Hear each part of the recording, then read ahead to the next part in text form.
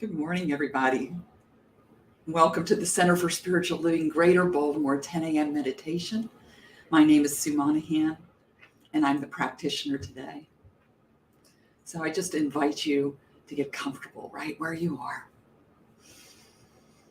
Let's just settle in, knowing we are sacred, knowing that this space that we're in is sacred. And we breathe in that idea. We breathe in and feel our sacred nature. Today, we will meditate and contemplate forgiveness as a spiritual practice to actively participate in. Forgiveness is a sacred act that allows us to reconnect with the source. Forgiveness is glimpsing the truth beyond the apparent circumstances and recognizing that love is always involved. The following is taken from a website, Grace and Lightness. People who struggle with the concept of forgiveness, both for themselves and for others, often find comfort in a deeply healing, age-old practice that comes from Hawaii. The beautiful Hawaiian teaching for forgiveness is called Ho'oponopono, and it's lovely. The ancient Hawaiian practice of forgiveness functions as a tool for restoring self-love and balance. In practice, it is simple and it works sort of like a mantra for self-love. The word Ho'oponopono roughly translates to cause things to move back in balance or to make things right. It's a very Zen concept. In native Hawaiian language, pono means balance in the sense of life. When things are in balance, nothing is off, so to speak. Accordingly, chanting the prayer over and over is a powerful way to cleanse the body of guilt, shame, haunting memories, ill will, bad feelings that keep the mind fixated on negative thoughts. As a forgiveness practice, it also deeply resonates as it tends to penetrate our inner monologue over time. It goes, I'm sorry, forgive me, thank you, I love you. I'm sorry, forgive me, thank you, I love you. I invite you through your contemplation to understand that this is not a practice for letting anyone off the hook, but a way to release any story in your own head that causes you suffering.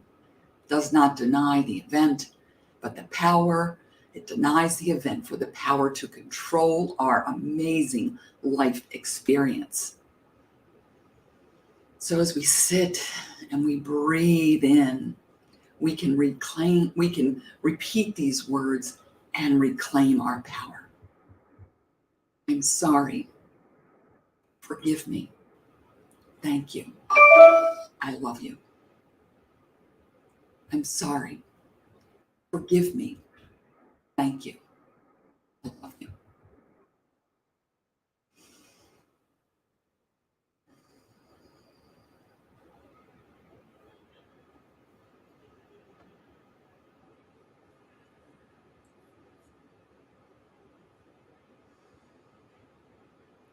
Maybe there are people that you want to call to mind using these words. I'm sorry. Forgive me. Thank you. I love you.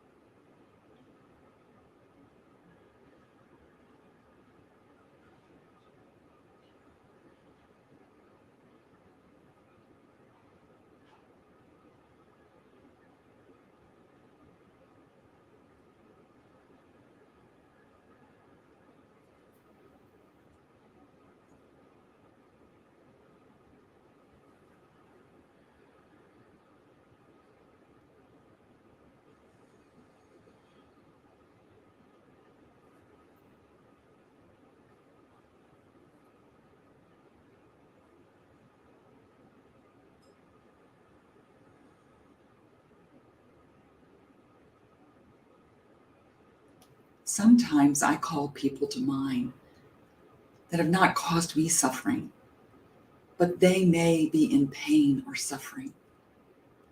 And this is a prayer to allow them to release.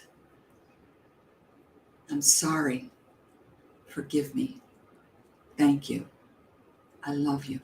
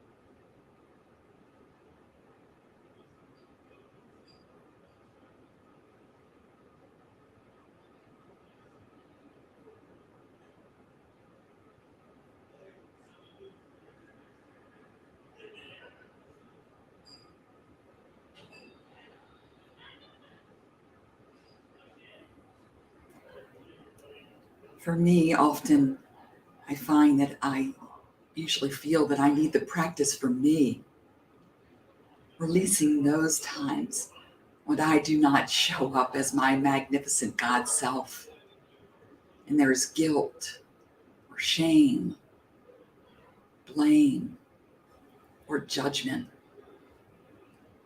Sometimes this happens to me in the middle of the night, waking me up. And I use this Ho'oponopono practice for anything that I'm feeling. I allow these words to come up. I'm sorry. Forgive me. Thank you. I love you. Just taking this into contemplation for any ways in which you may have missed the mark. Just breathing this in. I'm sorry. Forgive me. Thank you. I love you.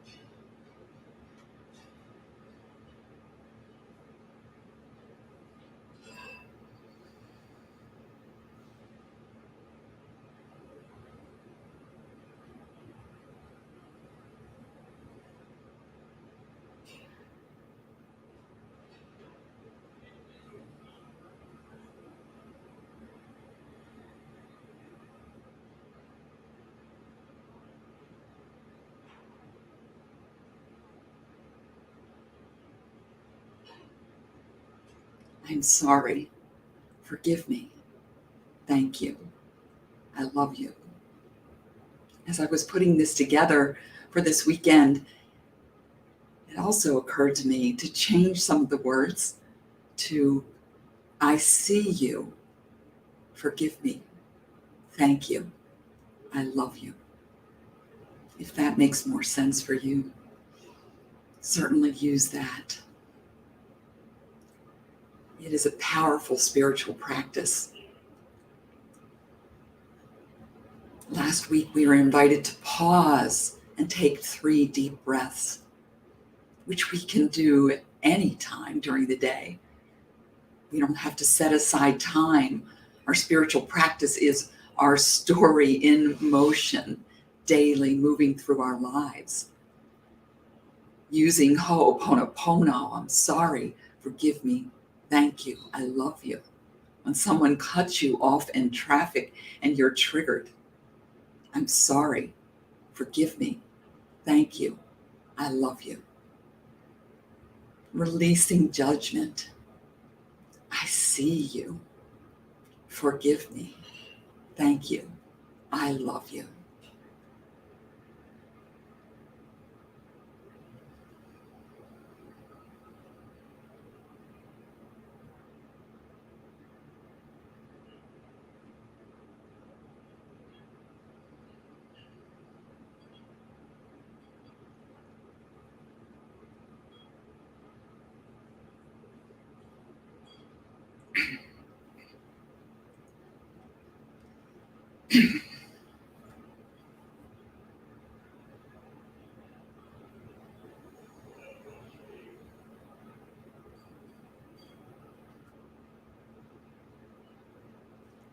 I'm going to end this meditation with a spiritual mind treatment, but just reminding you that you can add this practice to your spiritual toolbox for whenever you need it. And know with me now that there is only one infinite, divine, magnificent presence which has breathed and given life into everything.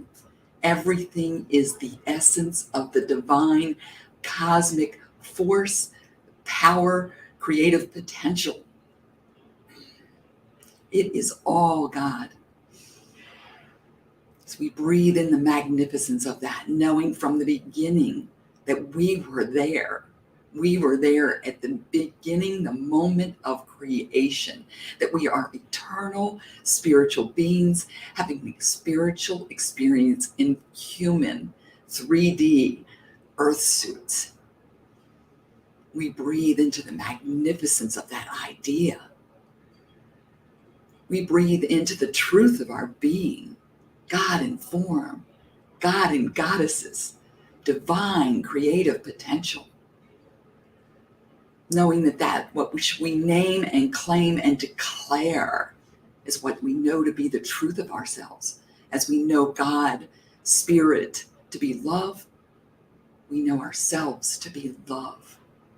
We know and claim I am love, I am loved, I am loving, I am peace, I am joy, I am joyous laughter. I'm in the divine flow of life, co-creating this amazing joy-filled experience. I allow it to be.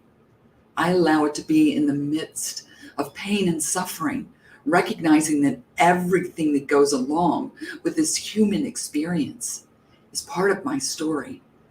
And I choose to use it to be a powerful point of choice. I know that that is my free will and that that is the will of God. That at any given point, I choose my spiritual practices and I let them lead and guide me, knowing that as there is only one and God is love and we are love fulfilled. We are the fulfillment of God, nothing short of that. And we're never separated from this power, never separated from this presence, even when we're unconscious to it. We can always breathe in, feel ourselves rooted and grounded in this place, in this space, knowing that wherever we are is sacred, holy, holy ground, that we are perfect, whole, and complete, just as we are, divine, eternal beings. So we breathe in this love. We breathe in this knowingness. And we give gratitude First thing when we wake up in the morning, we just say, thank you. Thank you for this life. Thank you for this power. Thank you for knowing. Thank you for being. Thank you for my being. Thank you for my relationships. Thank you for the feeling of this bed and these sheets. Thank you for the comfort of this room. Thank you. Two of the most powerful words and another spiritual practice, giving gratitude in everything. So I am so grateful for coming together today. I'm grateful for this prayer work. I'm grateful for all those that are listening or coming on later. I'm grateful for the community of the Center for Spiritual Living Greater in Baltimore, knowing that we don't heal in isolation, that we heal in community, that we give to each other, that we're feeding each other. I'm so grateful for this. I'm grateful for all the participation. I'm grateful for the amazing and magnificent music that we have, our American Sign Language interpreters, our host that facilitates the meeting, everyone behind the scenes, and our delightful senior minister, Reverend Dr. Raymont Anderson, every week with this inspiration every day.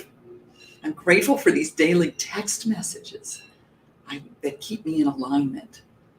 I'm grateful for this spiritual practice. I'm grateful for this teaching. I'm grateful for these moments. So as I breathe in and I release, I trust that the law is always working. The law says yes, yes to my deepest desires. What I seek, I shall find. What I ask for, I shall have. It is done unto me as I believe. And I believe that the highest and best is unfolding in my life, in everyone's life now. I know that we release and accept this. We release and accept the highest and the best for this center. And in releasing, we let go and we trust, totally relying upon Spirit's timing, knowing that that which isn't within us is always there. It is good. It is so good. All is well. All is well in my world. All is well in my world now. I let this go. I say amen, ashe, and so it is. Thank you.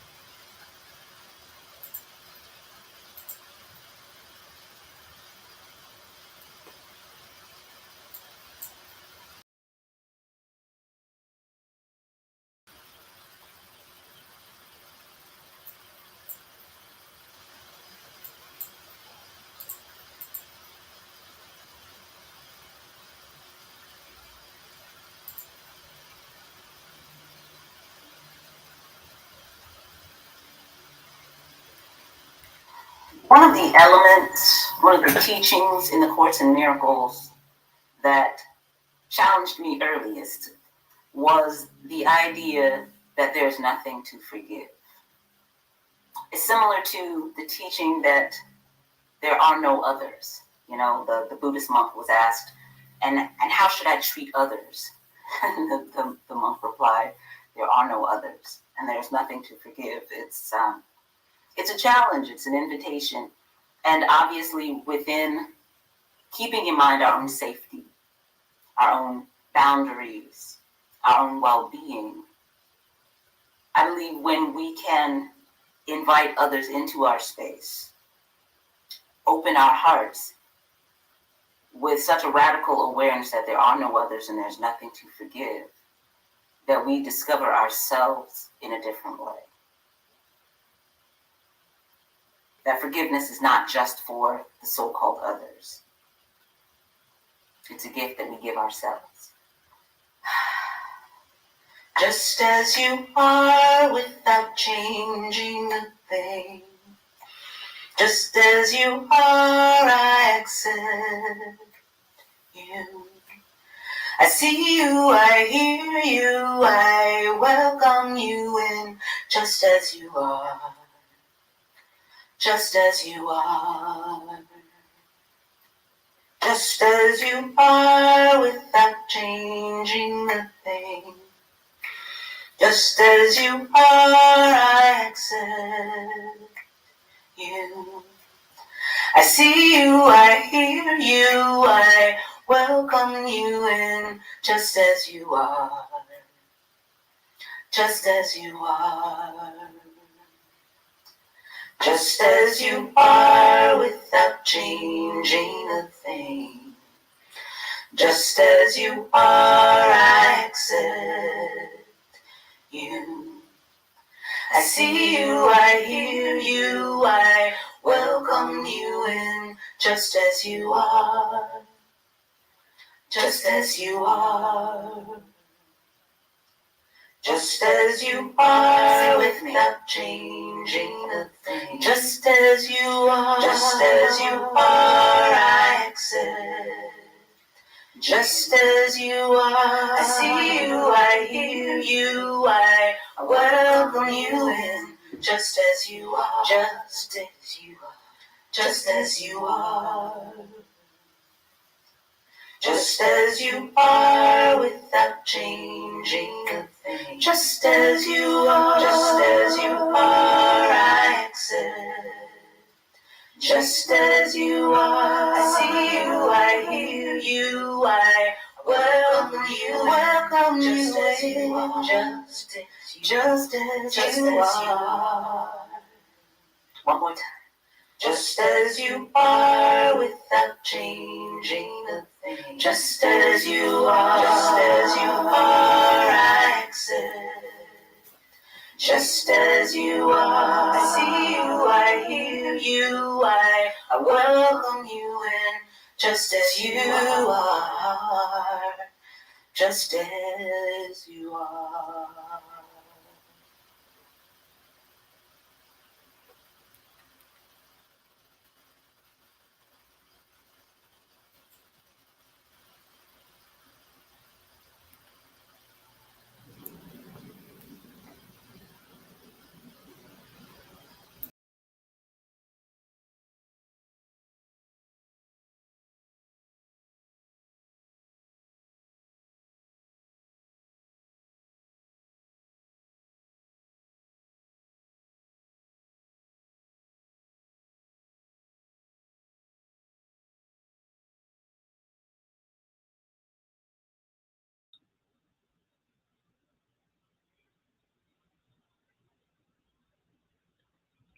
God morning in stereo. God morning. Welcome to the Center for Spiritual Living, Greater Baltimore's virtual service. I am Tracy Rhymes, your host. Our spiritual director, Reverend Dr. Raymont Anderson is our speaker. Our musician is Lea Morris. Serving as today's practitioner who led the pre-service meditation is Sue Monaghan. Assisting with making this service open, inviting, and accessible to the deaf community are our sign language interpreters, Ashlee Goldman and Sonya Chavis. On behalf of Reverend Dr. Ray, thank you for your service. At CSLGB, every Sunday is an invite a friend or family member Sunday. Make sure you spread the love and invite someone to service. We would love to have them hang out with us. Yes, yes. Sue Monaghan has been part of this teaching since 2004. She has been a practitioner since 2013. Sue believes that we are the point of power in our lives, that our essence is spiritual, and it is good. It is her, excuse me, it is her desire to let Spirit reveal this wonderful truth through her. Sue is committed to CSLGB's vision that we are demonstrating a world that works for all. One life-affirming thought, word, feeling, deed, and one human interaction at a time. We all make a difference in other people's lives. May our light shine for all to see.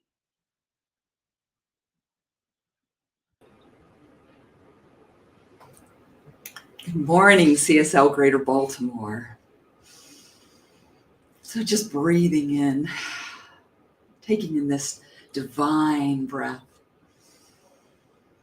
feeling the creative power of that breath. Giving gratitude for this day, giving gratitude for this amazing teaching, giving gratitude for knowing that there's one life, and that life is God, spirit, force, power, whatever you call it. And that life is our life. That life is good. So as we breathe in and accept this, accept that our nature is God nature, that God nature is good, that is love, that is unity, that is power, that it is joyous laughter expressed through each one of us as it only can through each one of us. We are all divine, unique expressions of the one. And that is powerful. So just giving gratitude for this day, giving gratitude for this service, for the music, for the word, for the interpretation.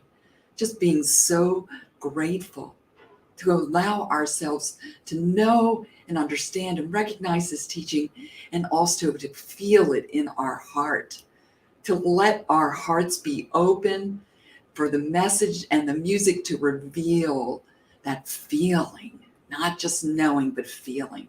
I am so grateful for this. I release this treatment into the law. I trust that the highest and best is unfolding for me, for each one of us, and for our community. It is all God. It is all good. And so it is.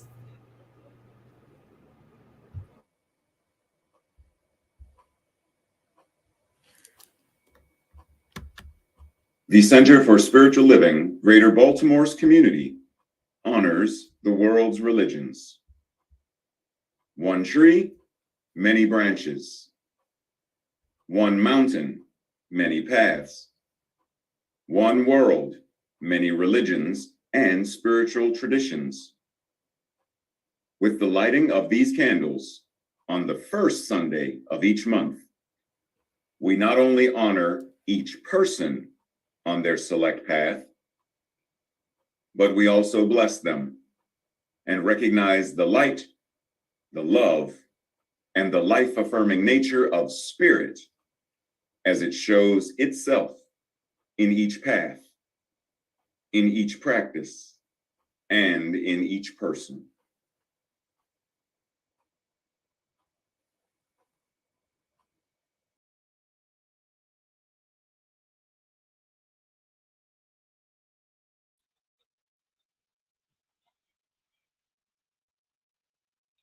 Alvin Ailey, born January 5th, 1931 in Rogers, Texas. His experiences of life in the rural South would later inspire some of his most memorable work. In the violently racist and segregated South during his youth, Ailey was barred from interacting with mainstream society. Abandoned by his father when he was 3 months, he and his mother were forced to work in cotton fields, and as domestics in white homes. In 1946, he had his first experience with concert dance when he saw the Catherine Dunham Dance Company and Ballet Russe de Monte Carlo perform at the Los Angeles Philharmonic Auditorium. This awakened an unknown spark of joy within him, though he did not become serious about dance until 1949, when his classmate and friend Carmen Del Lavade dragged him to the Melrose Avenue studio of Lester Horton. In 1958, he founded Alvin Ailey American Dance Theater to carry out his vision of a company dedicated to enriching the American modern dance heritage and preserving the uniqueness of the African American cultural experience. Mr. Ailey was a pioneer of programs promoting arts in education, particularly those benefiting underserved communities. In 2014, he posthumously received the Presidential Medal of Freedom in recognition of his contributions and commitment to civil rights and dance in America. When he made his transition December 1st, 1989, then Mayor Michael Bloomberg declared December 4th Alvin Ailey Day in New York City. You can learn more reading his bio on the Alvin Ailey website and Wikipedia. This was a Black History moment. Time for announcements. We have weekly ongoing ways to study, learn, and discuss. On the first and third Monday nights, the Sacred Contracts Book Club, hosted by Nancy Rosenberg, and the Thursday night study group, facilitated by Sue Monaghan. Sign up for the CSLGB newsletter, the CSLGB Facebook and Instagram pages, and get more news and information by visiting cslgreaterbaltimore.com.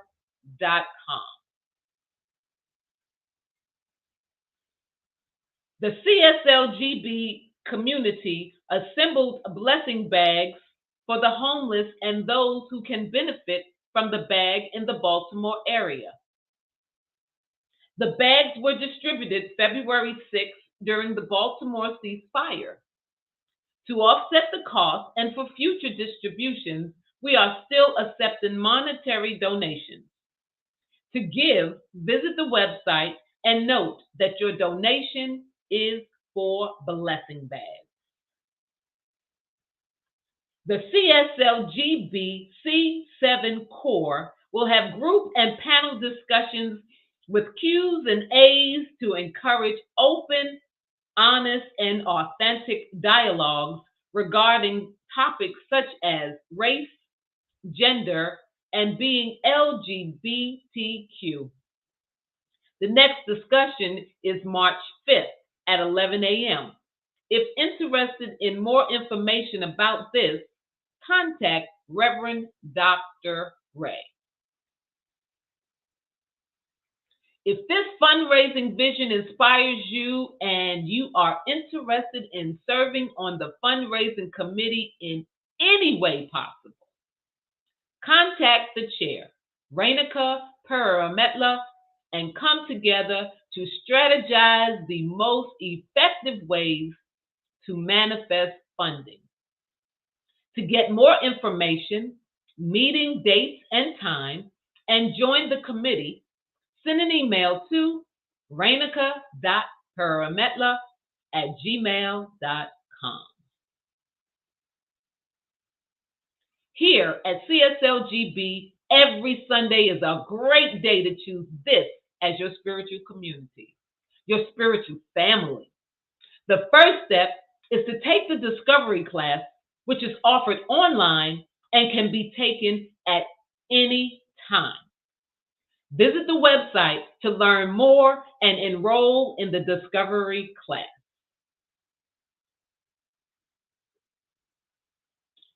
CSLGB Ministry of Education says, stay tuned.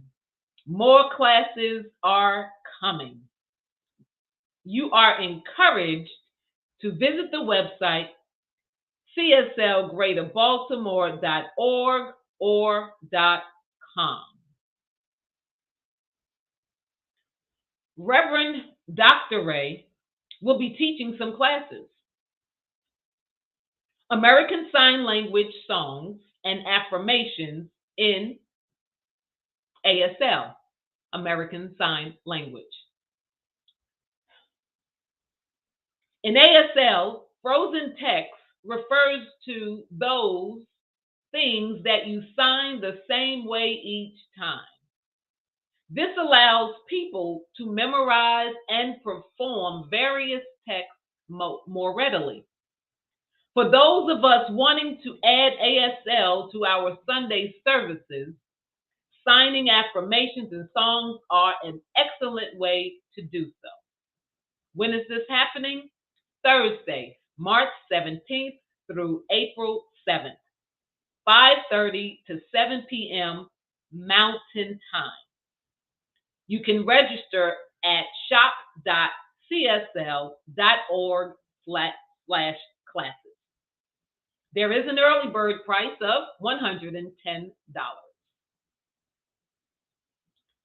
Unapologetic, audacious self-care with Reverend Dr. Raymont Anderson. Do you find it easier to say yes to the needs of others than yes to yourself? Has caretaking of others, parenting, and simply the past few years of uncertainty left you feeling drained and uninspired? When we engage in unapologetic, audacious self-care, we live, move, and have our being from a totally new consciousness, one that gives us the capacity to steward our lives on our terms and to live more meaningful, healthy, and balanced lives. This is happening on Thursdays, March 10th through the 31st, 6 to 7:30 p.m. Pacific Time.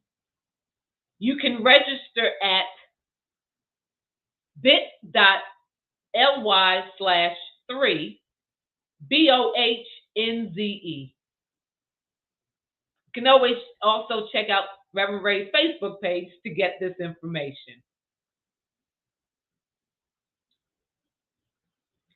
If you would like to receive a daily text and voicemail from Reverend Dr. Ray, type JOIN to 833-663-9021 to begin receiving your daily inspiration. You will be glad you did. All right, on the count of 3, we shout, prayer works. Ready? 1, 2, 3. Prayer works. Woo, that was loud. We, as a community, continue to treat and move our feet, knowing the truth for everyone around the planet. Prayer requests can be sent at any time via email to info@cslgreaterbaltimore.org.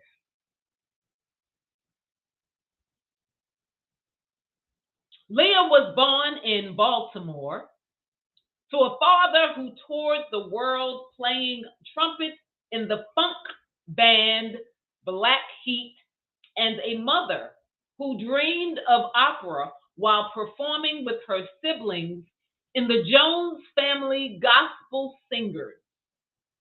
Lea was singing on the pulpit of the Baptist church where she grew up as soon as she could speak. When she discovered the acoustic guitar as a teenager, she began teaching herself to play by writing songs, having shared the stage with luminaries, including Odetta, Mavis Staples, Dar Williams, and Anthony Hamilton.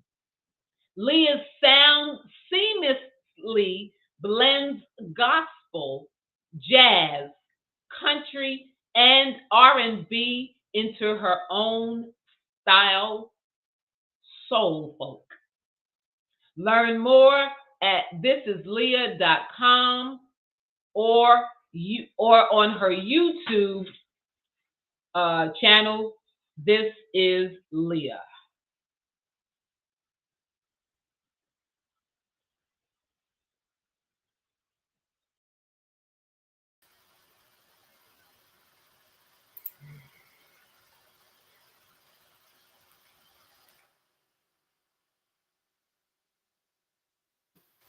On this theme of inner life, I just want to take a moment to acknowledge that even in the moments when we feel that someone has wronged us and we need to search within to find forgiveness, or in the times when we feel we may have missed the mark and we're searching for forgiveness, that there's always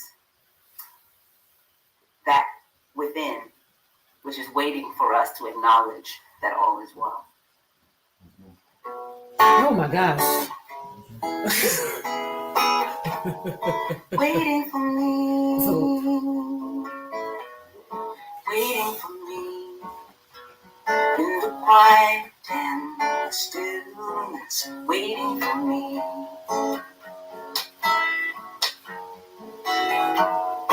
Holding a high, wide, shiver at ease, love will always be waiting for me. When I get discouraged or distracted by the stories life is telling me, when I get so worried, truth gets blurry and I forget who I am. Waiting for me, waiting for me in the quiet and stillness, waiting for me.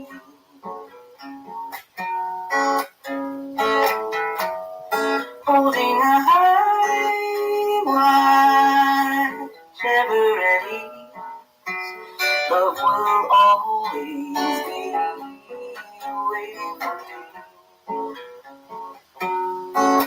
Even on the days when all feels lost, here at the crossroads, love is beckoning. If I take a moment to decide, let my heart guide, I find you there, waiting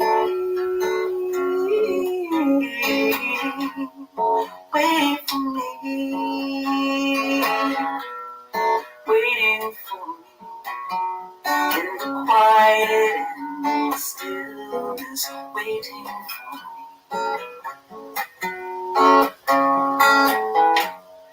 Holding a hand, never at ease. Love will always be waiting for me. Waiting for me.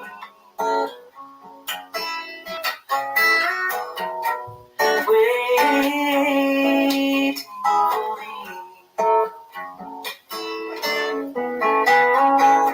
Waiting for me.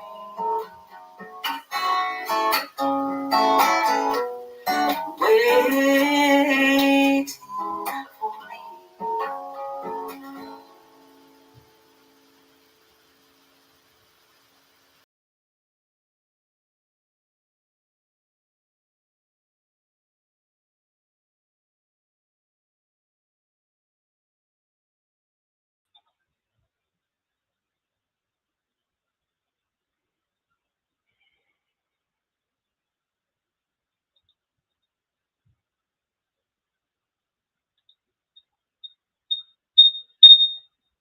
I appreciate all y'all working with me today.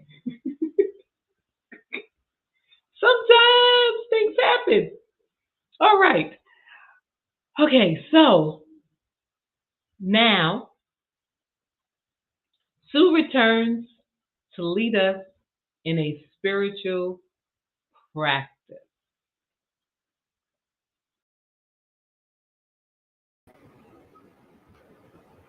Thank you, Tracy. The following powerful poem has been interpreted in American Sign Language by our own minister, Reverend Dr. Ray, and this is for your contemplation. Breathe.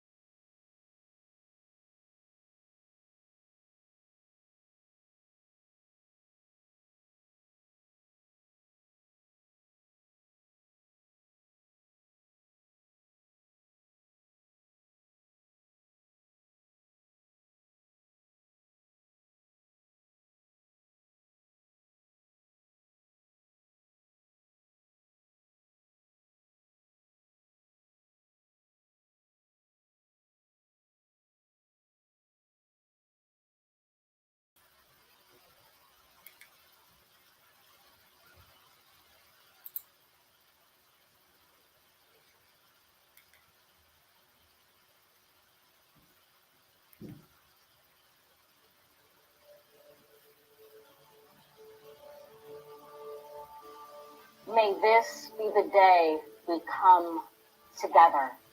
Morning we come to mend, withered we come to weather, torn we come to tend, battered we come to better. Tethered by this year of yearning, we are learning that though we weren't ready for this, we have been readied by it. We steadily vow that no matter how we are weighed down, we must always pave a way forward. This hope is our door, our portal. Even if we never get back to normal, someday we can venture beyond it, to leave the known and take the first steps. So let us not return to what was normal, but reach toward what is next. What was cursed, we will cure. What was plagued, we will prove pure. Where we tend to argue, we will try to agree. Those fortunes we forswore, now the future we foresee. Where we weren't aware, we're now awake. Those moments we miss are now these moments we make, the moments we meet. And our hearts, once all together beaten, now all together beat.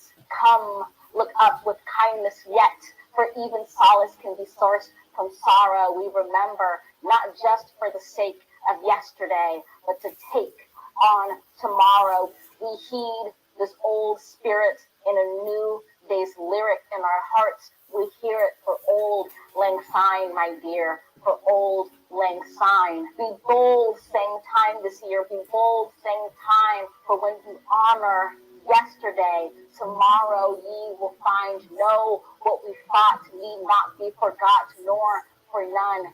It defines us, binds us as one. Come over, join this day just begun. For wherever we come together, we will forever overcome.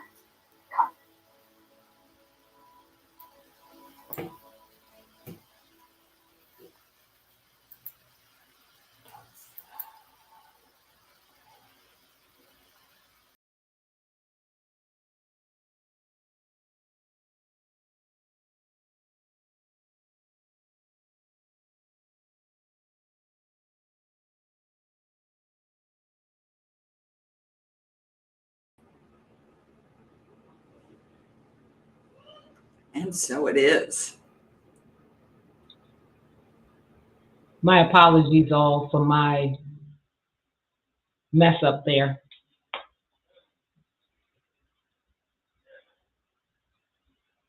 And so it is.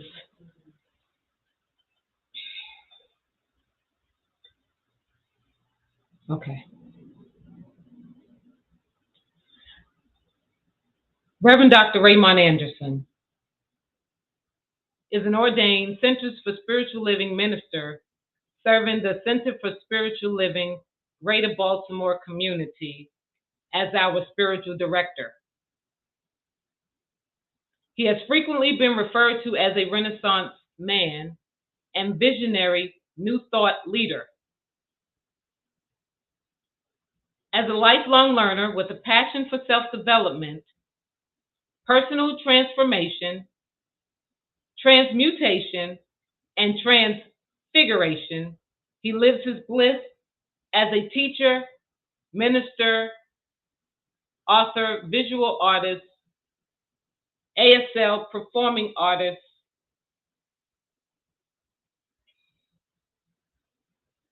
mentor, father, grandfather, and more, by giving people applicable tools and practices that enable them to live a more fulfilled life, recognizing, realizing, and materializing their full divine potential. His mission is to live, move, and be an active member of society who serves to educate, elucidate, and emancipate people and communities to awaken and empower themselves. And the acronym stands for authentic, compassionate, transparent, inspired, vibrant, and empowered. I give you Reverend Dr. Ray.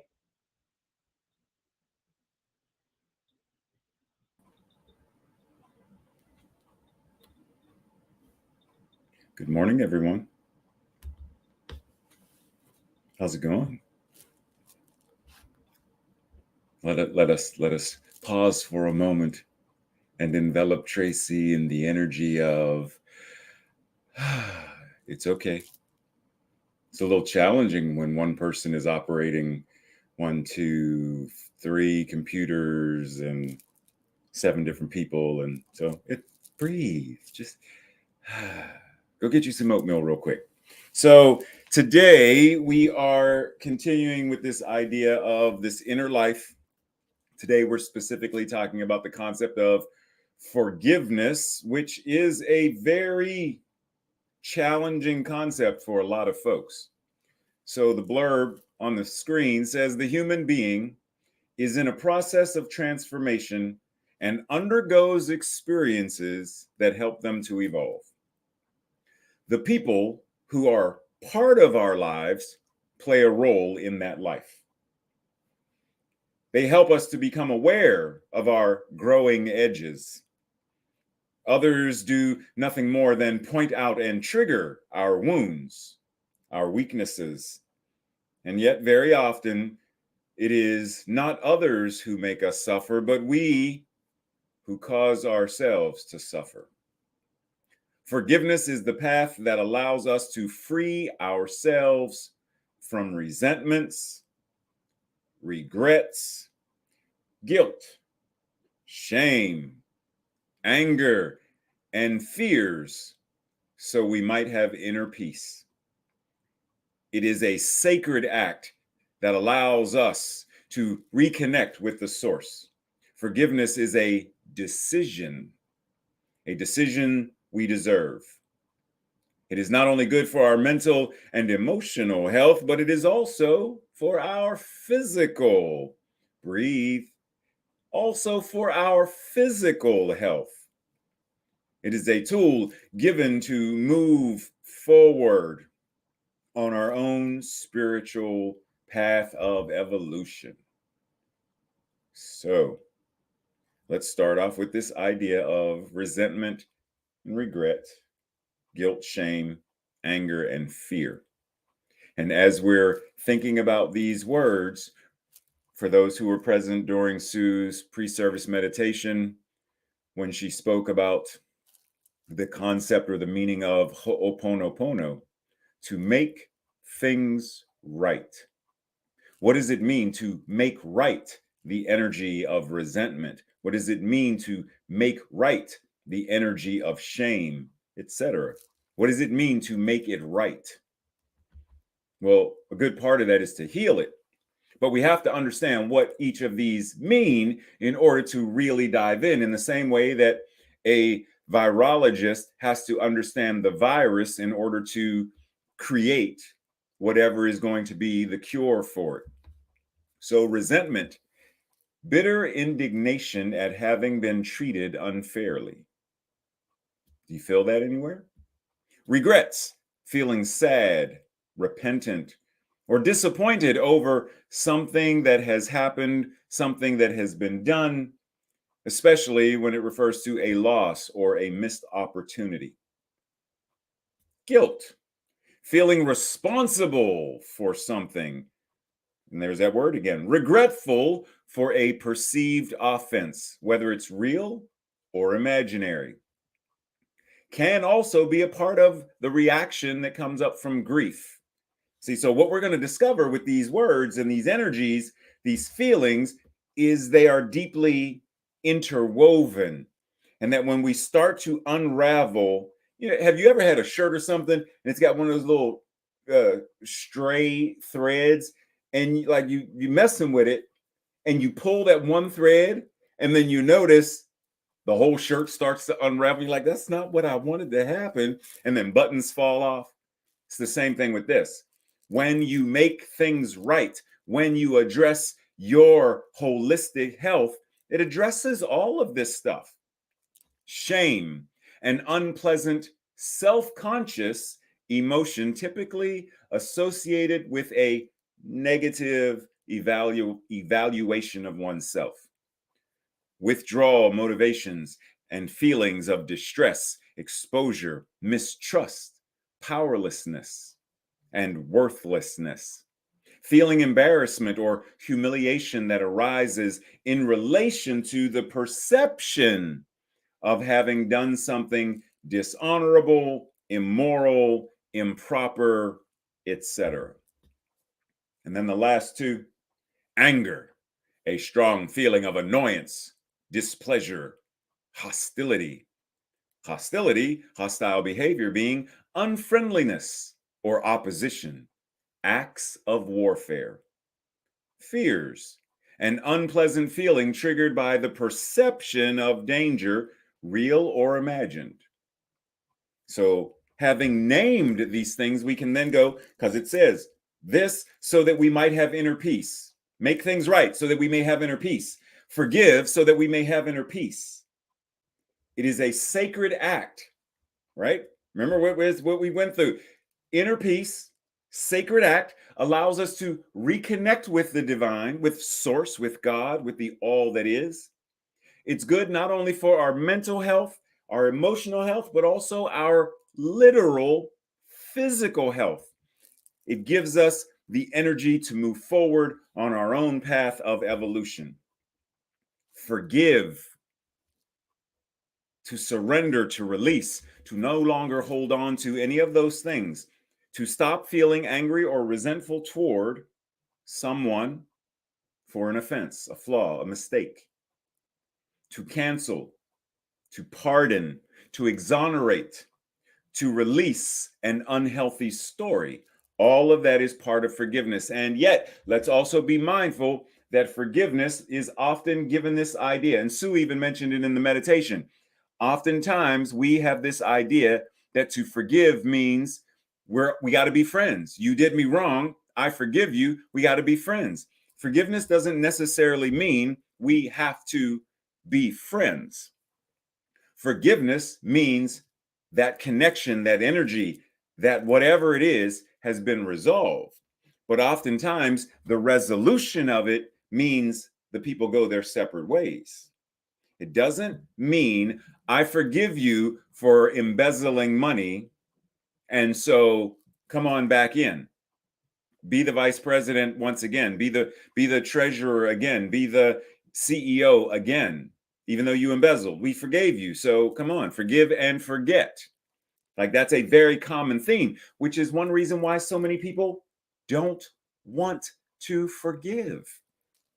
Forgiveness does not mean you are completely absolving the person to such a degree that you are allowing them to do harm once again. And ultimately, forgiveness isn't about the other person anyway. Forgiveness is about the love you give to yourself. And when you are truly in that energy of self-love, making your own mental equivalent, your thoughts, your words, your feelings, your actions, your state of being, make that right, and all the other external things take care of themselves. You will know through direct revelation of truth, through your intuitive and spiritual nature, you will know when it's time to sever a friendship. You will know when it's time to reacquaint yourself with a friendship. You will know when it's time to establish a clearer, stronger boundary. You will know because your prime directive of self-love governs you. Breathe. Ernest Holmes said, "There is no sin but error, nor is there punishment but the inevitable consequence. The wrong deed has its punishment because the law of cause and effect, karma, operates eternally. Right action also has its reward in the same way." So once again, Holmes here is saying the same thing that Sue said, to make things right.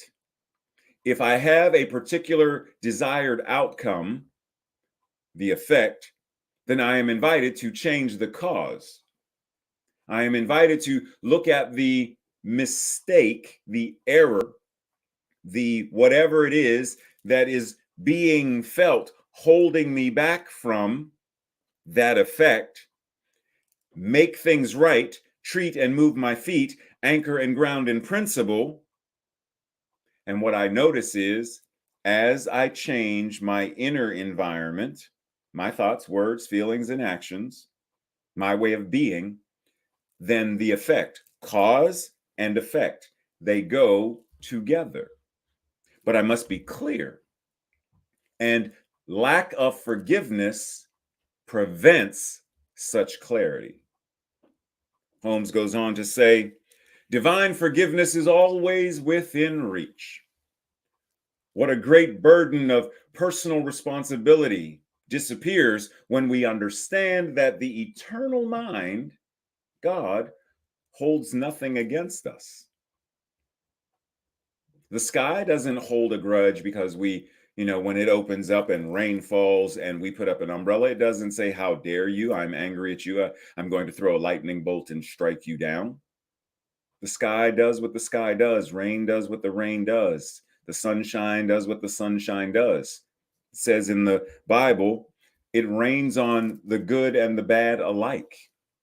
No respecter of persons. It treats all of itself equally. So when we remove that idea that there is something seeking to punish us, it changes how we respond to ourselves, because then we can start or stop punishing ourselves. We can start loving ourselves. We can start forgiving ourselves. We can, to myself, I am sorry. To myself, forgive me. To myself, thank you. And to myself, I love you. To myself. And then to others, but it must begin here. So by now you may be wondering, Reverend Ray, how do I forgive? When you got so much going on like I do, I still got shrapnel in the back from all the times I've been betrayed. How do you forgive? Well, let's start with a quote from Krishnamurti, who says, how can there be external peace in the world if one is not at peace with oneself? That's the first step. How do you forgive? Start with yourself. Identify where you are holding a grudge, resentments, etc., against yourself, where you are making some aspect of you the enemy that deserves to be punished. Resolve that. First, identify it. You cannot expect there to be external if there is no internal. As within, so without. He goes on to say, we will never answer that question. We are always trying to bring about change externally. We never seem to realize that unless each of us changes radically internally as self, there will be no peace on earth. There will be no world that works for all for as long as I do not have a life for myself that works for me. I cannot expect Sonya to do what I'm not doing. I can't say, you make there be peace on earth, goodwill for all, but I'm not. I cannot expect Sue to radically love and make things right when I am not willing to do that work. It starts with each one of us, and then that contagious energy spreads. Speaking of spreading, there's a story of a gentleman who is in construction, and he's sitting on a scaffolding way up high on like the 78th, floor of this building. And he opens his lunchbox and there's a peanut butter and jelly sandwich, and he takes it out and he starts eating it, and he's mad. And so next day he takes same thing, peanut butter and jelly sandwich, and he's mad. Well, this goes on for 3 or 4 weeks, and his coworkers keep looking at him like, what's up with him?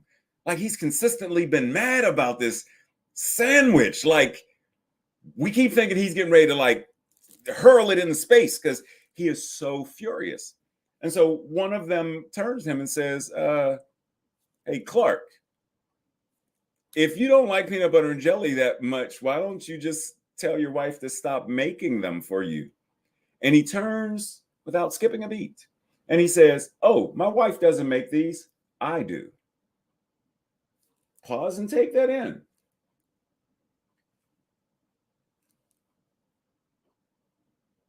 Who is making the sandwich?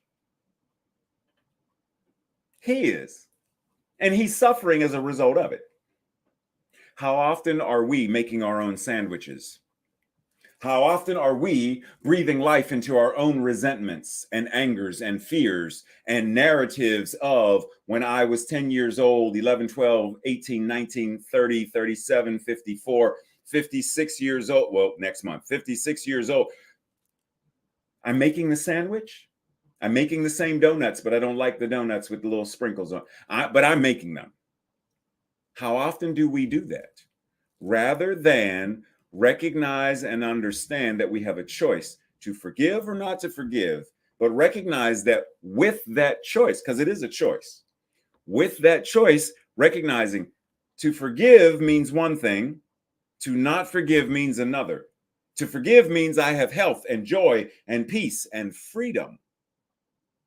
To not forgive means isolation, anxiety, high blood pressure, distrust. Now, based on this, which one would any rational, logical thinking person choose? Who says, I would rather hold a grudge against Tracy and let myself become sick and potentially die than to heal it, to make things right, to be in alignment with health and peace, etc. I would rather hold on to this other stuff. What rational thinking person says that? None, none, none, zero. And yet many of us do that exact thing. So pause, because why do we do that? Well, if I were to ask you, because this is what we do as people, you at the airport or wherever, the Greyhound bus station, is that still a thing? Like, is there still a Greyhound bus station? I don't know. I haven't seen one in a while. But nonetheless, you see this young woman walking through the airport and she's got that tiny little bag. You think she's moving? You think she's going away for a 7-month trip? Well, chances are, based on, if we make these assumptions, chances are it's a tiny little bag. She's probably going away somewhere for a weekend, maybe. If she's really good and she knows how to do that expert rolling up stuff, at most, maybe a week. Right? Theoretically, this is what we do. But then this other guy rolls by and we're like, oh, dude, he's getting ready to go back to college. Or he's coming home from college because he's got all his stuff. He got a refrigerator. Like, he's got all his stuff. He got a lot of baggage. And we make up this idea of what a lot of baggage means. A lot of baggage. A lot of baggage means a variety of things. But ultimately, what we are understanding is, are we simply pushing baggage around? Or are we unpacking baggage and traveling as light as possible? Moving through life on any given day like the first young woman rather than the last young woman. Because she's got a lot going on right there. And if that's the baggage that is being carried all day, every day, at some point it wears on you. At some point it wears on you. So why not forgive? Why not unburden ourselves from the energy of? The moment we recognize that this lack of forgiveness affects us, there are symptoms that show up emotionally and physically and in other ways, our relationships and such. But the moment we are really ready to go to the how, well, how do I address these symptoms? Go to the cause. Find where there's bitterness and shame and anger, telling the same story and trauma. Go to the root and do the spiritual practices, the emotional practices, therapy, whatever, yoga, whatever it is that shifts the energy in the being so that health and well-being can arise. Is that not better than to continue to reap the fruit of low health, low energy, low effectiveness by holding on to rather than to forgive? In Living the Science of Mind, it says, God's nature is generosity and forgiveness. The universe has nothing against us and only desires our well-being. Now, understand this not as the universe being a separate entity, an anthropomorphic. It has nothing against itself, therefore us. and only desires its own well-being, therefore us, because what we are is it. And it is always in a state of balance and harmony. Always. It has no reason to hold resentment, etc., to throw it out of balance. It is always in balance. When it's forgiveness, God's nature is generosity, ever giving. And forgiveness means it surrenders. It surrenders the leaves from the tree to allow them to fall in the fall so that come spring, it can bloom again. That's forgiveness. It allows itself to let go, to be renewed. That's why it's the nature of God. And yet here we are as people, and we try to live a dualistic life, to flourish on the one hand, yet be unforgiving on the other. And the unforgiving, what shows up? Stagnant, scarcity, heaviness. Well, what shows up in the side of health and balance and light? So you cannot, it says in the Bible, you cannot serve two masters, for you will love one and hate the other. You cannot be balanced and imbalanced at the same time. You cannot be prosperous and lack and scarcity at the same time. You cannot, it doesn't work that way. So this tree, which is half alive and half dead, one of these sides is eventually going to take over. That's the way nature is. So we reflect on the passage in Matthew. Every good tree bears good fruit, but a bad tree bears bad fruit. Every life that is balanced and in alignment will bear fruit that demonstrates that balance and alignment. And every life that is out of alignment, every life that is based on shame and guilt, will bear fruit that also shows that same energy and consciousness. Reverend Ray says, abused in many ways and at many times. And at times I thought I was broken. Looking back, I understand that what was breaking was not me. It was what needed to break to let the light of my being shine. And because of where I am and who I am now, I understand that forgiveness, surrendering what was not mine to bear, was the key. There were things I was carrying that weren't mine to carry. In the Christian parlance, it would be I was bearing a cross, carrying a cross that was not my cross to bear. And so the moment I let that stuff go, my life changes. The moment we forgive self first, because that was one of my biggest and most challenging lessons. That's why I say it wasn't me that was breaking.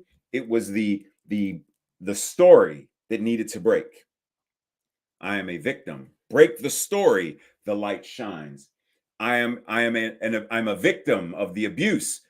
Break the story, and the light shines.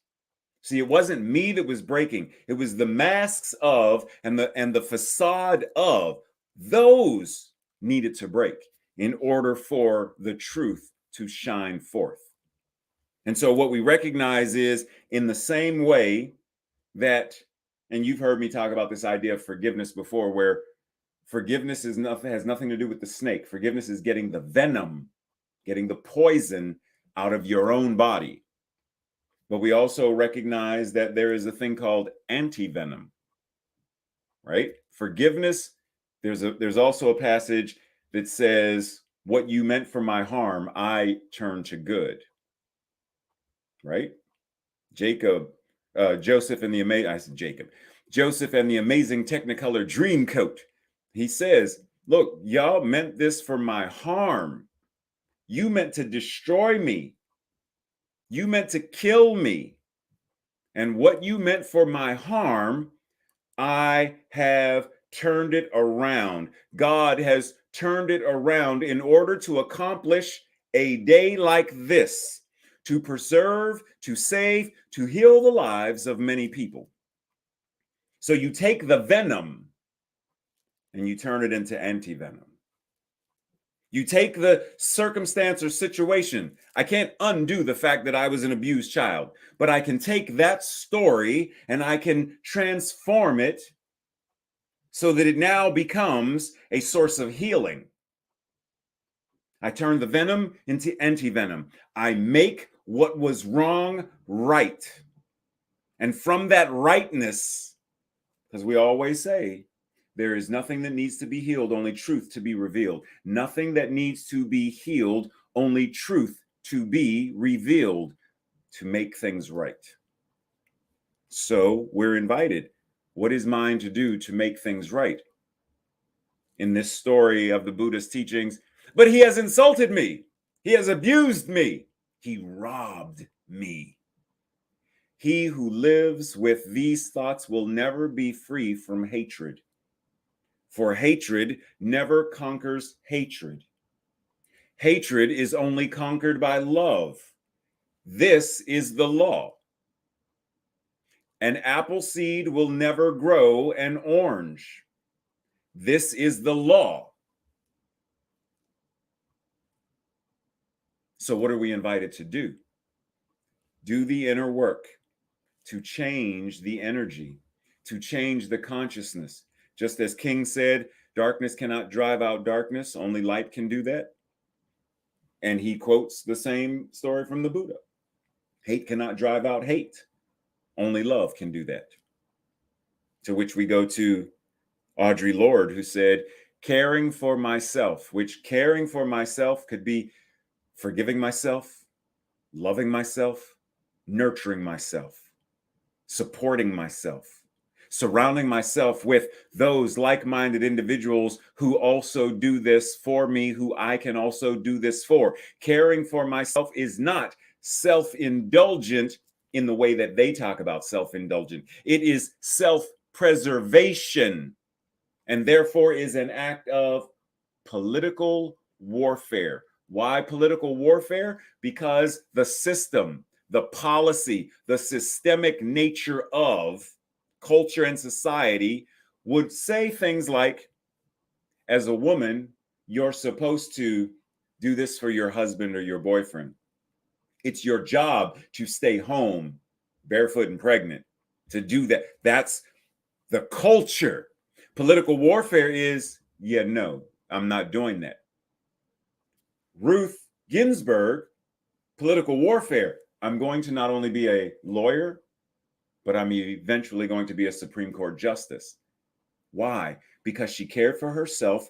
She preserved herself enough to step into the arena and demand that the arena change. Bayard Rustin, political warfare. At a time when it was still illegal to be gay, not only did this man, he was out publicly, but had it not been for him, there would be no Martin Luther King Jr. the way we know and understand him and his movement. Political warfare, which in our energy now, we could very easily refer to it as political peace fair. That's fine, because sometimes, when you're talking about authentic radical peace, you still have to disrupt the dirt in order to then lay the garden. So peace isn't all about kumbaya, lighting candles, linking arms. Sometimes peace is messy. Breathe. So this week's invitation, journal about this idea of, what venom am I still holding on to? What is my justification for holding on to it, especially since it is harmful to me? What is one thing that I will do this week to forgive, to make things right? Next, what do I really, now we talked about this, if I'm not mistaken, the last 2 weeks, and I'm putting it out there again, because I really want us to anchor and ground in this idea. What do I really want to experience, physically, in my relationships, in my finances, spiritually, intellectually, emotionally. What do I want to experience, really want to experience? And am I willing to forgive as part of the process to manifest what I really want to experience? And then lastly, have a conversation with two people about the process you engage in to forgive. Do you have a particular method? Is it Ho'oponopono? Is it the metta prayer of compassion that the Buddhists do? What is your particular practice? What have been your challenges and triumphs along the way for this thing called forgiveness? And then if you are so willing, there's a video which will be posted on the Facebook page. And if you want it, like email me or Tracy and I'll make sure you get it. But there's a video by Pastor Nadia Boltz-Weber where she talks about forgiveness. So watch the video and then engage your partners of conversation about what stood out in the video. What was like, ooh, ah. And so it is. This week's declaration, I will say it first, and if you feel in alignment, say it with me second time around. I forgive and I am free. Together, I forgive and I am free. Breathe. Breathe and avail ourselves to once again open our minds, our hearts, our souls for the beloved musings and musical meditations of Lea. Put your hands together for Lea. Thank you, Lea. Much love. Appreciate This you. song was born as a reminder to myself that I'm not beholden to anyone else to feel the way I choose to feel. Just as that concept of there's nothing to forgive, even if you can't get on board with that, you can recognize that whatever has occurred within you, outside of you, even apparently to you, you still have the power, you have the freedom to forgive. Freedom is my birthright. Freedom is my birthright. I was born in freedom, and I must grow in freedom. I claim my freedom now. Freedom to love, freedom to live, free to receive, free to forgive. Freedom is your birthright. Freedom is your birthright. You were born in freedom. You must grow in freedom. I bless your freedom now. Freedom to love. Freedom to live. Free to receive.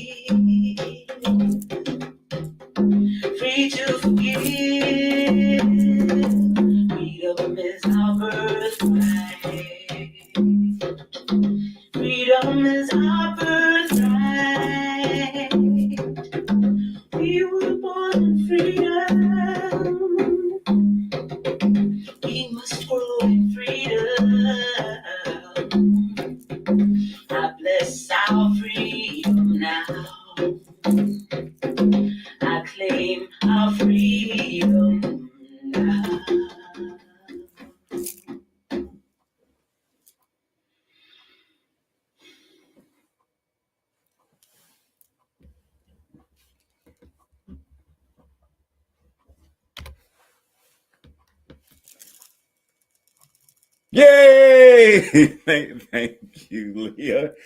And the impromptu interpreting of Reverend Ray. Thank you for being ready, Ashlee. I didn't know it was going to be me. So, moving on. So, here at CSL Greater Baltimore, it is that time of service where we recognize and understand the spiritual practice of donating and tithing. And we ask why. Because here at this community, what we are recognizing and acknowledging is there is great work that we are choosing to do individually and collectively in our own lives, in our own community, in our own center, and beyond. And in order to do that, as Tracy says, we are a business. So we tithe and we donate to do the function of a business, to keep the lights on, to pay for a mortgage, etc., to purchase a new space, a new facility to do the work we're going to do, etc. Robin, Fifi, Sue Italiano, and several other people got together and did blessing bags that we tithe and donate to be a beneficial presence to this community. So, did you know that here at CSL Greater Baltimore, the practitioner corps, on top of their already scheduled tithes, has also pledged $50,000 by the end of this year. And as of the 3rd of February, that number is 1,325. Did you know that? Now you do.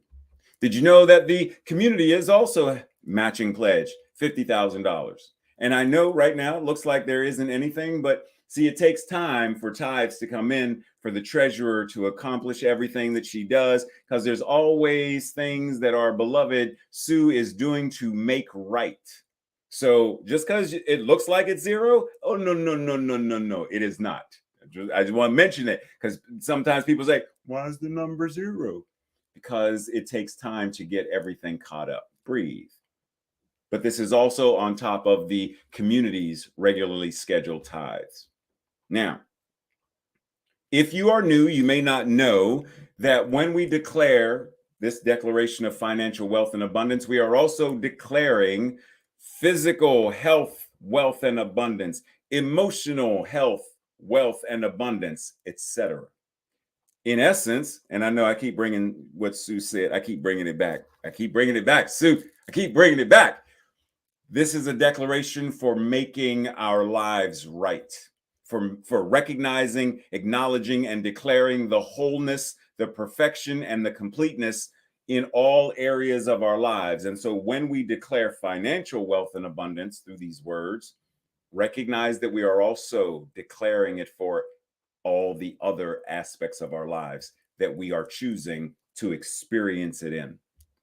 So if this feels in alignment with you, then let us say together, I joyfully, consciously, and gratefully participate in the law of circulation. I trust in the spiritual principle that says, as I sow into my beloved community, I demonstrate my awareness of standing not only in the flow, but as the flow itself. As I sow of myself, my time, my treasure, my talent, I demonstrate my support and engagement in my community's vision, mission, and purpose.